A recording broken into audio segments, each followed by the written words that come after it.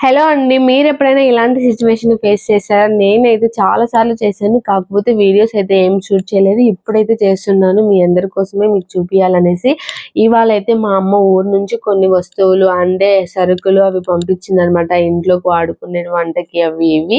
అవి ఏంటి అనేది వీడియోలో మొత్తం చూసేద్దాం. ఇక్కడ ఈ నిమ్మకాయలు వచ్చేసి మాకు చెట్లో కాసినవండి. మా ఇంటి దగ్గర ఉంటాయన్నమాట. మా అమ్మ వాళ్ళ ఇంటి దగ్గర.